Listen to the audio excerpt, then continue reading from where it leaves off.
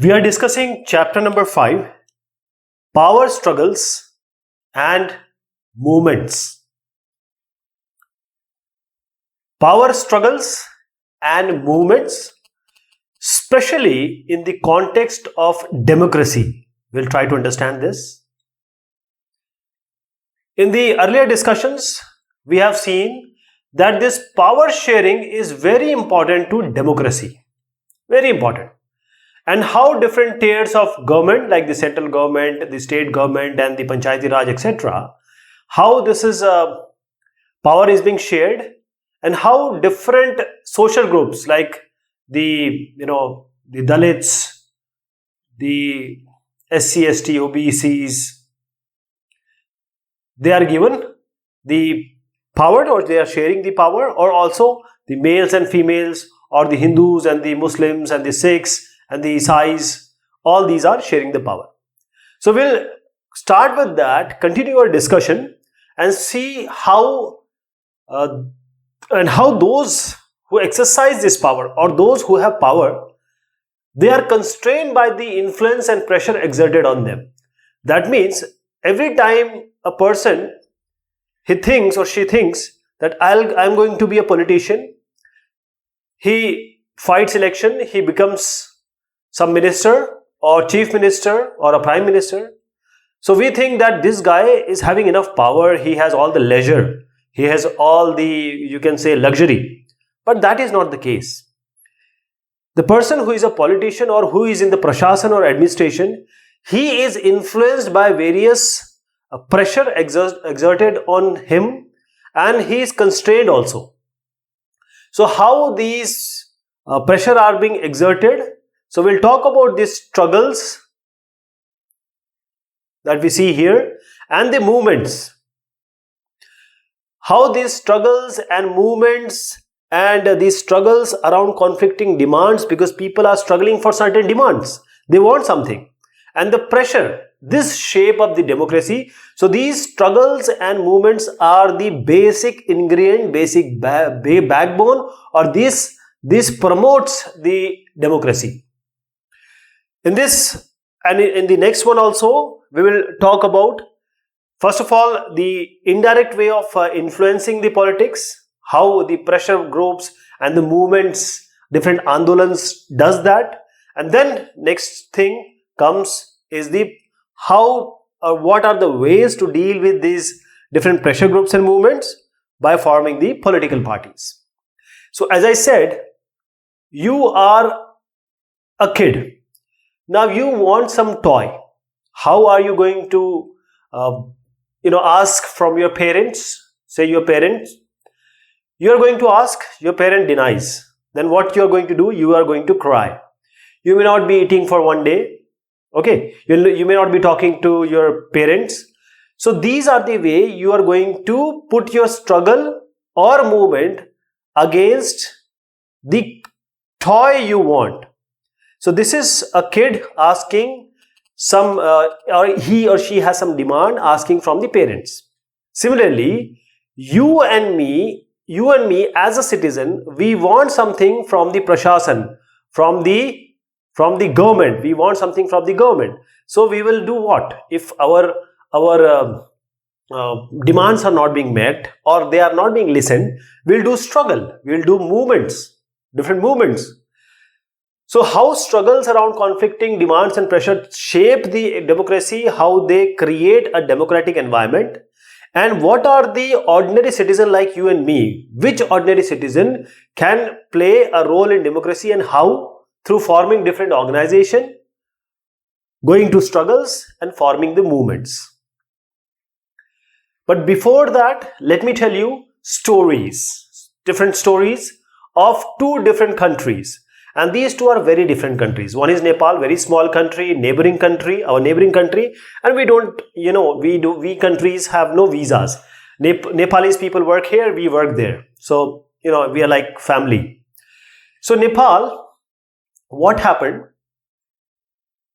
Nepal is we got independence around 1947, or the eras are different. Before us also, some countries got independence. After us also, some countries got independence. Now this Nepal is a third wave. This is called a third wave country. Why this is third wave country? Because it got democracy, or it won democracy in 1990, which is quite you can say not very far from what we are living today. So that is why it is called as third wave, because it got democracy, or it established democracy after what other countries have democracy. After a long time, it got this one. So now the Nepal has a democracy. King Birendra, he is King Birendra. See this family? This is King Birendra's family. He is King Birendra. Now King Birendra, he accepted this power, or you can say real power of the government, and he accepted the democracy also. And he was accepting this constitutional monarchy. That is, constitution will also be there, and I will have a king status also.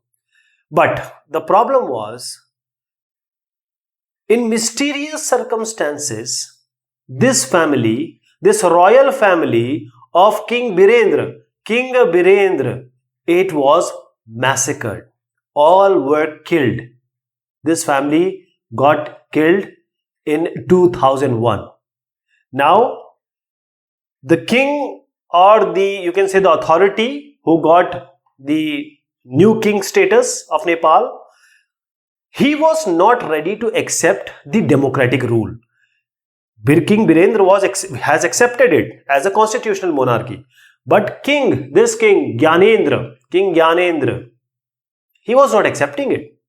He said, no, I am not in favor of this democracy. And he took the advantage of the democratic government, which was very unpopular in Nepal. So in February 2005, king actually dismissed, means King Gyanendra, he dismissed the elected government. He just dismissed it, and he also dismissed the then Prime Minister, and he dissolved the parliament. So he took all the control, and he just removed and dissolved the elected government by the Nepal. So what would we do?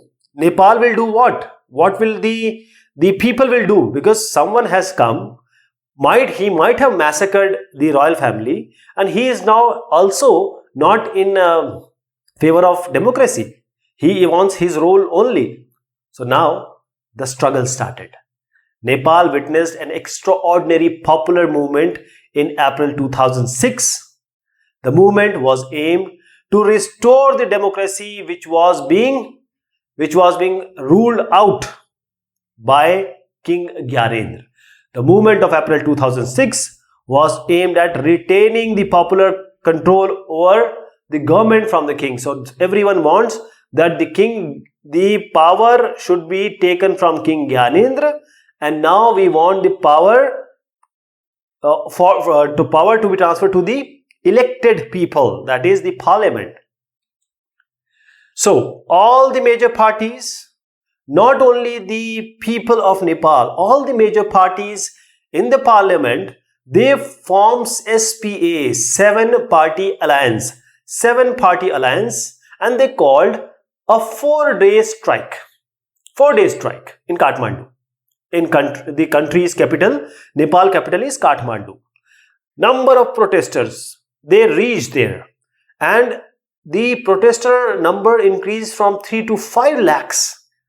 3 to 5 lakhs protesters were protesting on 21st April, and they sent an ultimatum to the King Gyanendra. Everyone sent the ultimatum. Also, the Maoist, they are against the government. They were, using the arms, killing people they are asking the government to meet their demands.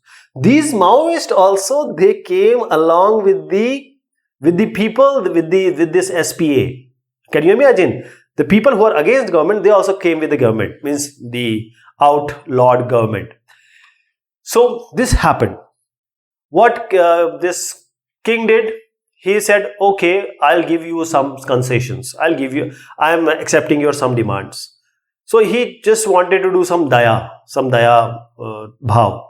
But people, they said no. They stuck to their demand for restoration of parliament. They don't want this king pennies, like accepting some of the demands.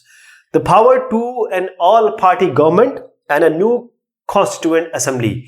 Now the people wanted that. On April 24, 2004, the last day of the ultimatum, the king was forced to concede all the three demands. The king, this guy, he has to accept all the demands. Now, the SPA accepted the new Prime Minister, interim Prime Minister, as G.P. Koirala. Girija Prasad Koirala, he is this guy. Girija Prasad Koirala as the new Prime Minister of Nepal. And the struggle came to be known as Nepal's second movement for democracy. So we have talked about this Maoist, right? They were also in this struggle. We will tell you and we'll discuss about what we learned from this Nepal Democratic War. But before that, I'll tell you about Bolivia. Now again, these people from Bolivia, Bolivia is a very poor country. It's a very small country in Latin America. So people here, they successfully struggle against privatization of water in Bolivia. And this popular struggle, this shows the working of democracy. How people make the democracy work. So what happened? Let me tell you the problem first. Now the World Bank, Bolivia has taken a lot of money from World Bank. Now they were not able to pay. World Bank said, okay, you do what? You give all the water supply, that is the control of municipal water supply, that is the government body. Take the water supply authority and give it to the MNCs, multinational companies, Bahurashtriya company. And this happened in the city of Cochabamba. You have to remember this name, Cochabamba. Now, what happened? The government couldn't do anything. The government gave this rights for the water that has been supplied to the whole of the Bolivia to this MNC, some company. Okay, the company did what? It just increased the price by fourfold. That is, if the cost was 100 rupees, they made it 400 rupees. If a person who is earning 5,000 rupees, the cost of water was 1,000 rupees. If you see, if you are earning 5,000, you are paying 1,000 only for water, what will you do? You have nothing to do. You have to protest. You have to go against the government. You have to come on the roads like these people. So they actually did this. They came onto the roads. They demanded that this MNC should be abolished, it should be sent away, and the water control should be taken up by the government. It has to be controlled by the government. So, some kind of things happened, but and the protest stopped, but negotiation failed. Nothing happened. So the police now, when the protest again started, next time the protest started in January 2000, this happened, and after that also, again the protest started. Now what police did? See, the police started to hit these people. Means the agitation, it was brutal repression by the government and the police. Then what happened? The government has to bow down because people were not ready to step back. Even the MNC people, the adhikari of the people, the MNC, you can say the people of MNC adhikaris, they just left. They just left the country, the city, and finally, because of the power of these people, the government has to restore the power supply to the government only. That is the municipality, and the old rates, that is the 100 rupees, not 400, were restored. So these are two very popular democracy and popular struggles in democracy. So what we saw in Nepal, let us understand these two. What we thought in Nepal, or we understood in Nepal, is the fight was to establish the democracy, right? While the struggle in Bolivia was the elected government was there, elected democratic government was there, and the government was not taking care of the people. They were not able even to supply the water in that rate, that is the cheaper rates. They just gave the power of supplying the water, the basic ingredient, basic requirement of any human being, to the MNCs. So both these struggles were successful, and the impact was just because the people, they were involved in the struggle and the movements. So there are certain conclusions which we can draw. First, what are the conclusions we draw from these two struggles? First is democracy evolves through popular struggles. So if somebody is struggling or fighting, not like this, but with ahimsa, without using the arms, if someone is struggling, having movements, then it is good for democracy. Democracy evolves like this, right? Sometimes it may happen that some decision is taken by the government, you talk to government and government accepts it. But sometimes the government becomes, you can say, anarchist government or Nazi type government, and they are not accepting, they are not even listening to your demand. They are just using their power and they are not listening to your any demand. What will you do? You'll do exactly what Bolivian people have done. That is why democracy becomes so important. Democracy, or you can say democratic conflict, is resolved through this mass mobilization. If there is some conflict, there is some problem, as we saw, the problem was there in Nepal, the problem was in Bolivia. So the mob mobilized. Sometimes it is possible that the conflict is resolved by using the institution we have. Say the parliament can solve it, or say judiciary can solve it. But the dispute, if it is greater, if the dispute is very difficult, पेंच है इसमें, so the resolution has to come from the people. The people has to come forward. They have to come and mobilize themselves. Then the third thing which we understood by these two different examples is the conflict and the mobilization are based on new political organization. Like there is a demand of spontaneity.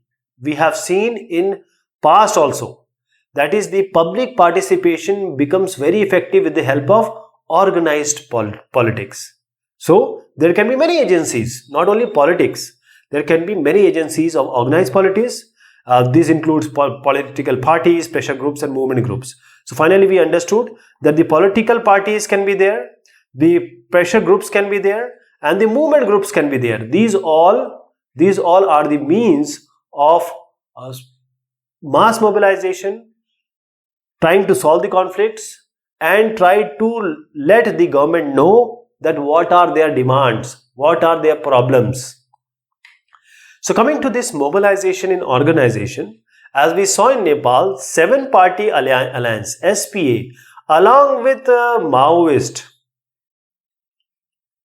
they were against each other, they were fighting with each other, but the 7-party alliance, the Maoist also came, then that is, this Maoist was called as Nepalese Communist Party. Nepalese Communist Party. Now only SP or Maoist has not done it by itself. Along with this, there are other people also which came along with them. That is the labor unions, the federations, different federations, and many other organizations like the independent or indigenous people, the teachers, the lawyers, the human rights groups.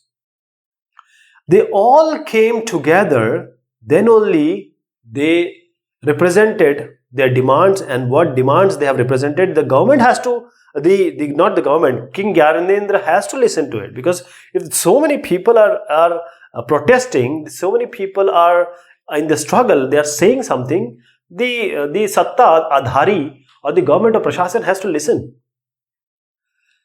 So mobilization and organization, if you see in Bolivia, there was no party, there was no political party in Bolivia, there was no political party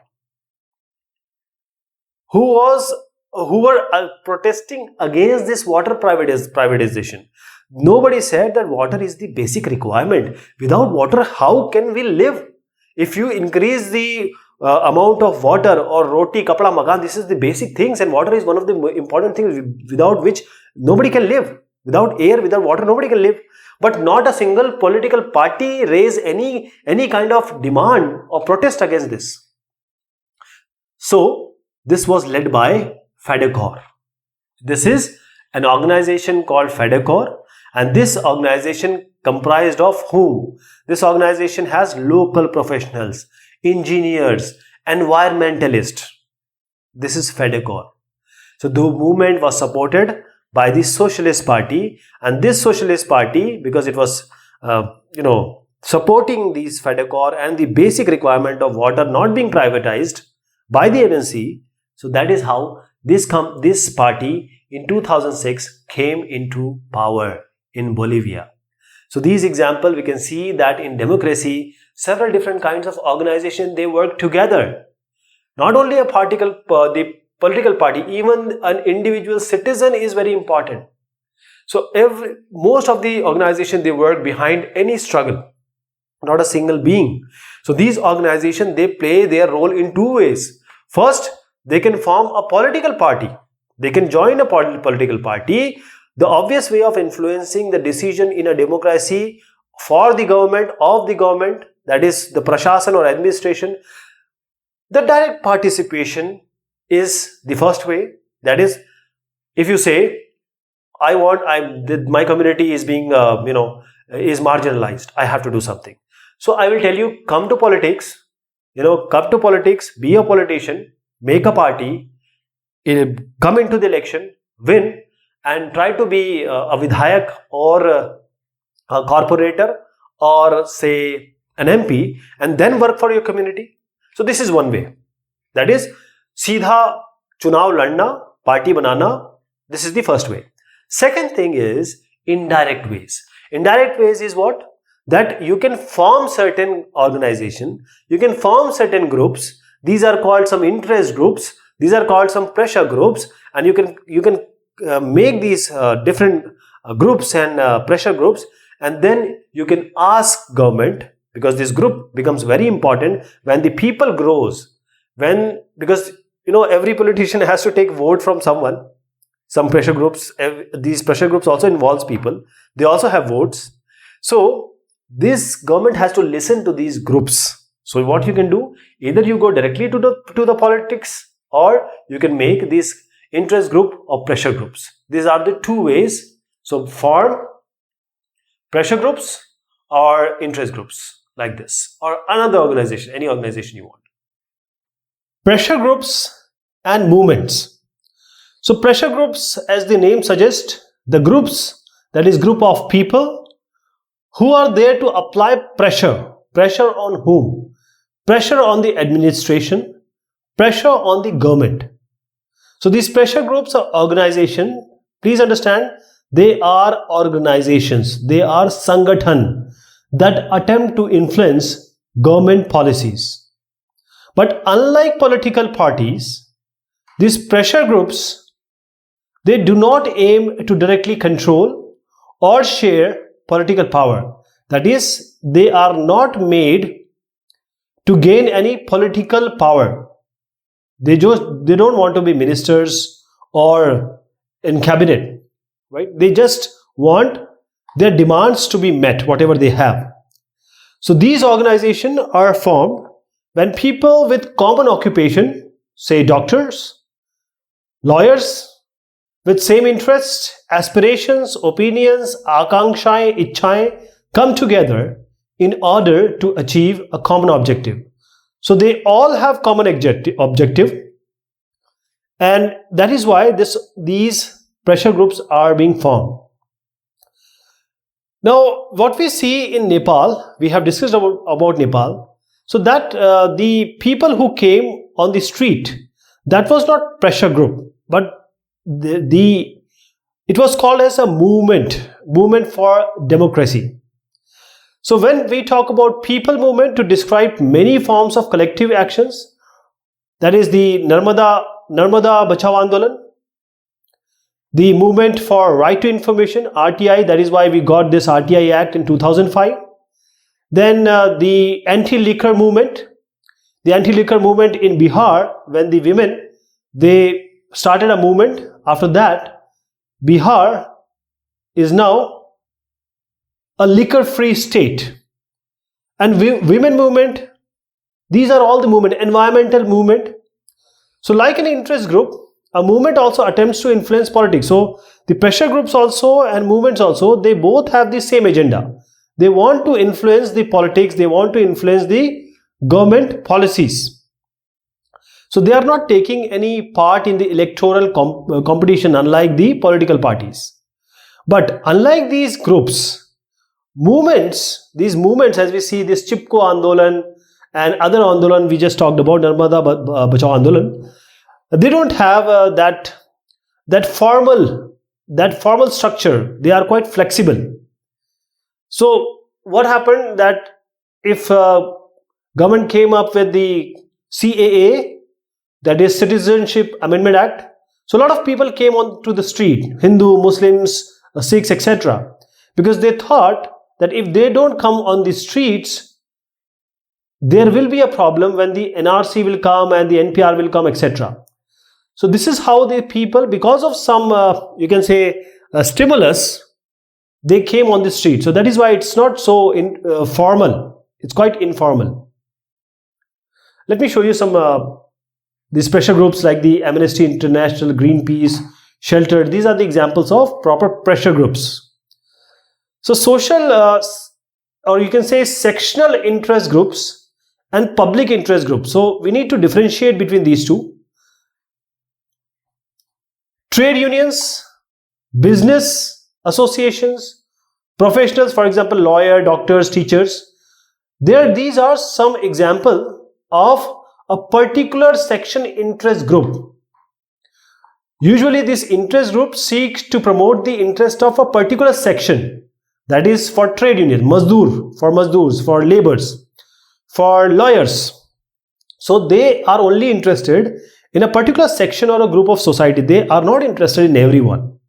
Their principal concern or idea is the betterment or upliftment or well-being of their members, but not the society in general. This is the sectional interest group. Sometimes these organizations are not about representing the interest of one section of the society. So there are certain organizations, we are talking about this public interest group now. There are certain organizations, they represent some common or general interests that needs to be defined. So this second type of groups are called as promotional groups or public interest groups. So there is a difference. Sectional interest group are only interested in their sadasya, their members, upliftment of their sadasya. But public interest groups, they are interested in their upliftment also, and also the others. That is, their aim is to help groups other than their own members. That is, the basic is to help their members. But if other groups also want their help, they are there. I'll tell you an example of FEDECOR. FEDECOR, this is a Bolivian organization, is an example of an organization which started this water. There was a water problem, there was a water war. In the Nepal, we found the participation in human rights organization. When we talk about this second type, then we can give an example. This FEDECOR was, meant for certain specific issues, specific community. But when we talk about the second type, then we talk about those people who are working for the Bandhua Mazduri, that is the bonded labor. So these groups fight against bonded labor, they are not fighting for themselves, but for the people who are suffering under this bondage. We have other groups of this type like public interest groups. For example, BAMSEF. Now BAMSEF is a government employees union.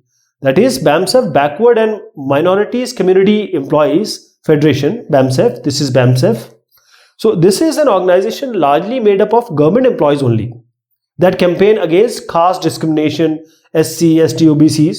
But The whole idea is the benefit of or the addressing of problems of its member from who are suffering discrimination, but along with that they are interested in, or they work for, they have concern for the social justice and social equality also, and not for themselves or their members, but for the entire society. So this is the difference between social sectional interest groups who are only interested in their group, their people, and public interest groups who are interested in their people as well as every other.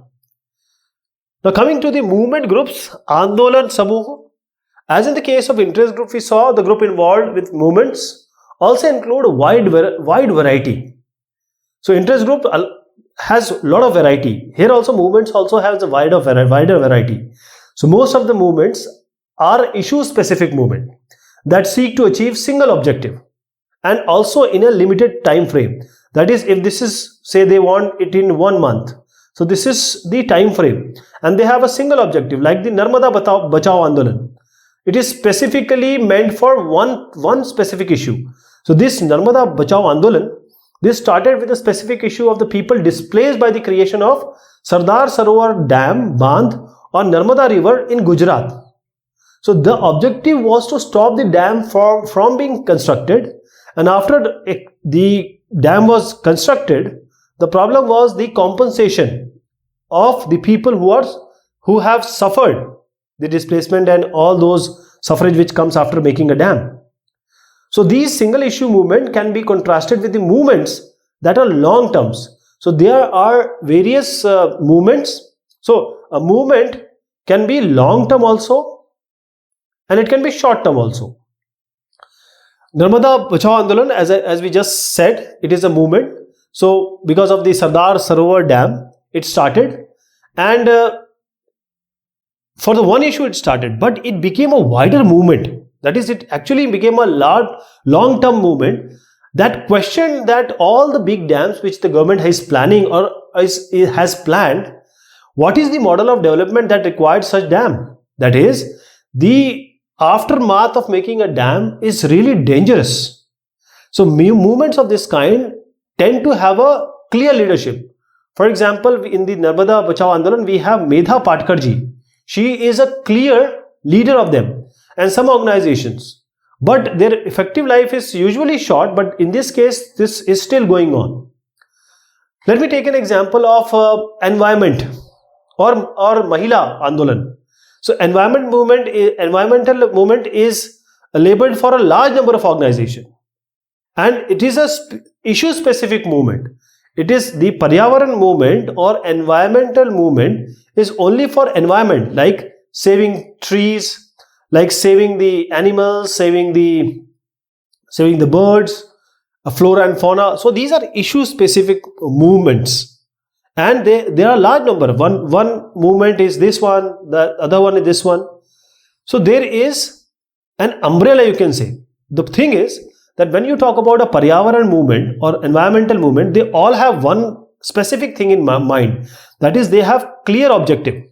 That is, they want to save the environment. And that is why they are called as movement, because they maybe the leaderships are different, people or the groups are different, but they have the same objective.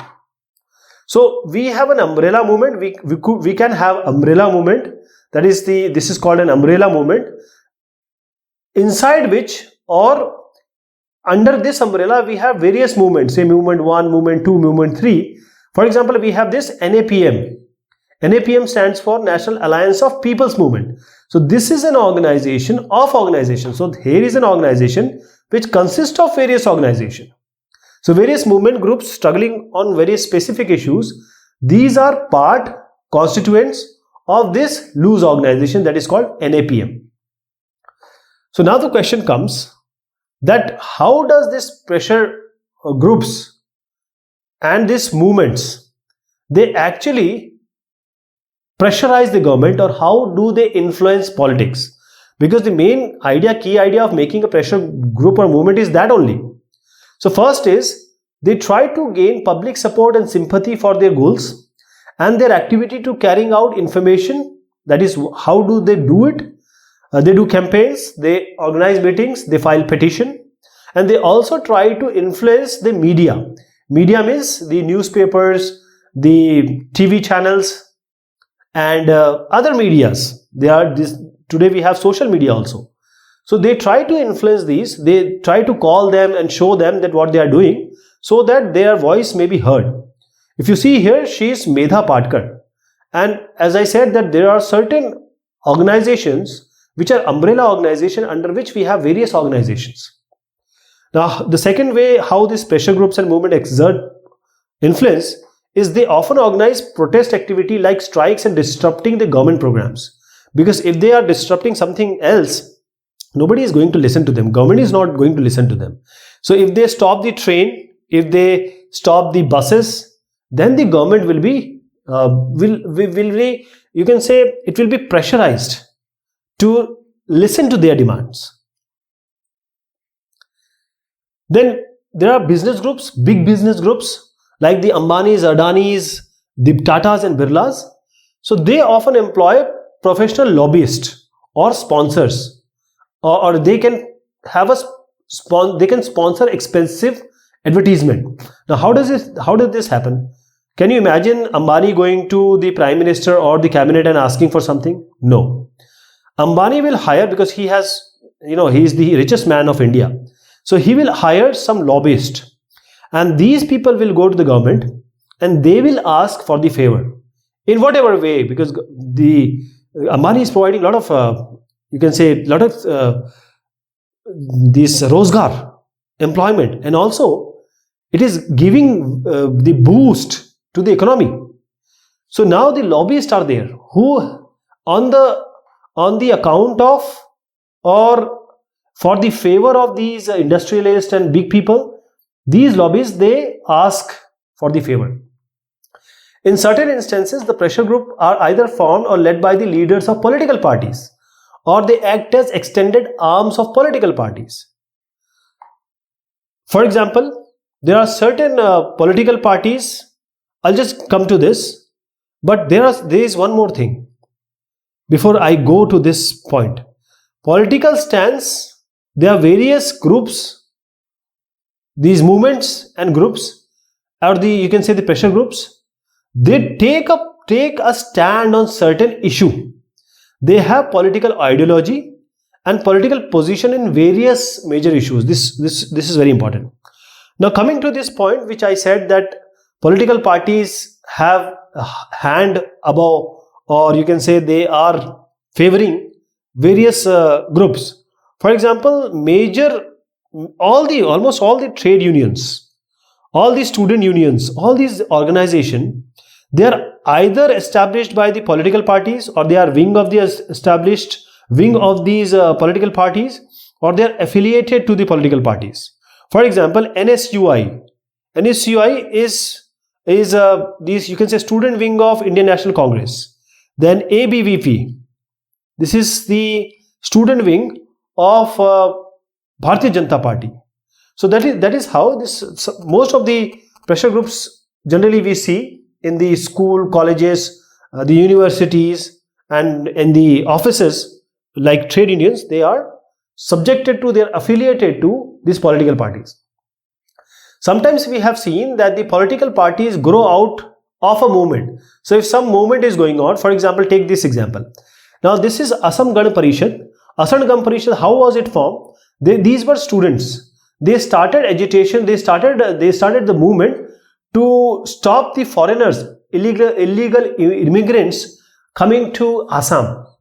When this movement it ended, then these people, these students, they formed a party, Assam Gan Parishad. And when the election happened, this Assam Gan Parishad, they won the elections.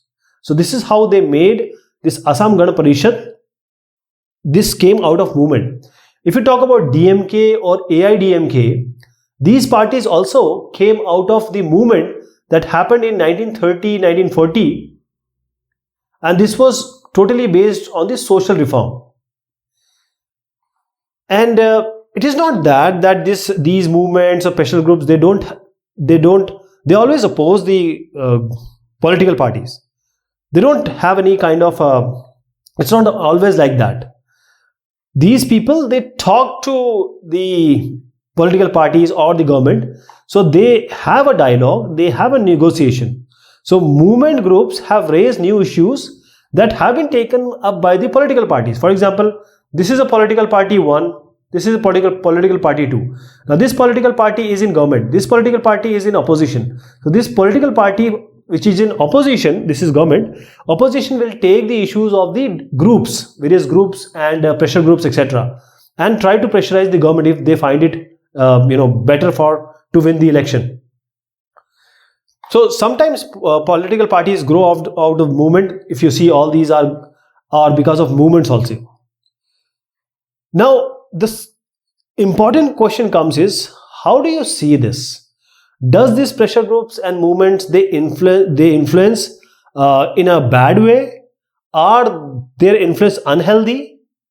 First of all, it may appear that it's not healthy because they are actually pressurizing the government to meet their demands. But if they are doing it and it is available to everyone, that is, everyone can do that, it's not a bad thing. A democracy has strengthened. Because of these pressure groups. So pressure groups, if I can give you an example, governments can often come under pressure from small group of rich and powerful people. Okay, so they are, as I just said, Adani and Ambanis, they can put pressure on the government and the government can come under their pressure. But when we have the pressure groups and movements, government will think before doing anything which is against the normal citizen. So putting pressure on the ruler is not unhealthy activity in a democracy, as long as everyone gets this opportunity. Because whenever this kind of thing happens and pressure groups and movement happen, then the government has to see the needs and concerns of ordinary citizens. They can't just see these big people. I'm not saying that the government should not think of them, because they are actually helping the economy. Then comes the public interest groups and movement perform a useful role in countering the influence and reminding the government that what are the needs and concerns of ordinary citizens, as we just saw. So if, say, one group, it is pressurizing the government, group 1, it is pressurizing the government, then there is another group which has to counter this, there may be another group. So there are different viewpoints that the government get. So the government gets to hear about what different sections of the population want, and this is only the democracy. When government thinks, understands and listens to everyone, this is the democracy.